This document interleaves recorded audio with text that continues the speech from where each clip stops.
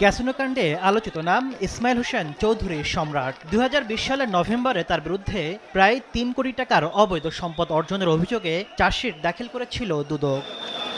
পলাতক সম্রাটের বিরুদ্ধে বুধবার সেই মামলা রায় ঘোষণা করেন ঢাকার বিশেষ জজ আদালত। দুর্নীতি মামলা ২ ধারায় তাকে ১০ বছর করে মোট ২০ বছরের কারাদণ্ড দেওয়া হয়। একই সঙ্গে ২০ লাখ টাকা জরিমানা ও সকল সম্পদ বাজেয়াপ্তের আদেশ দেন আদালত।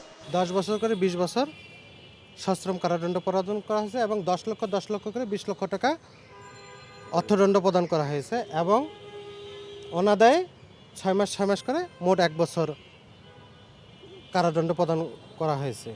এদিকে জালিয়াতির আরেক ঘটনায় জাতীয় গৃহণ কর্তৃপক্ষের সাবেক চেয়ারম্যান আখতারুজ্জামান সহ ৭ জনের বিরুদ্ধে চার্জশিটের অনুমোদন দিয়েছে কমিশন। অভিযোগ রয়েছে জাল সনদের মাধ্যমে দেলোয়ার হোসেন নামের এক ব্যক্তিকে ২০ বছর ধরে চাকরির সুযোগ করে দিয়েছেন তারা। ট্রু 700 ppm আকিশ বসে ক্লাস কেনার আগে দেখে নিলেই জিতবেন। দীর্ঘ ২০ বছর জাল সার্টিফিকেট দিয়ে চাকরি করেছেন।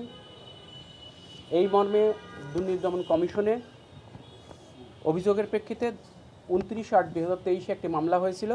কুমিল্লা শিক্ষা বোর্ডের চেয়ারম্যান, জাতীয় গৃহণ কর্তৃপক্ষের সাবেক চেয়ারম্যান সহ মোট ৭ জনের বিরুদ্ধে চার্জশিট অনুমোদন করেছে।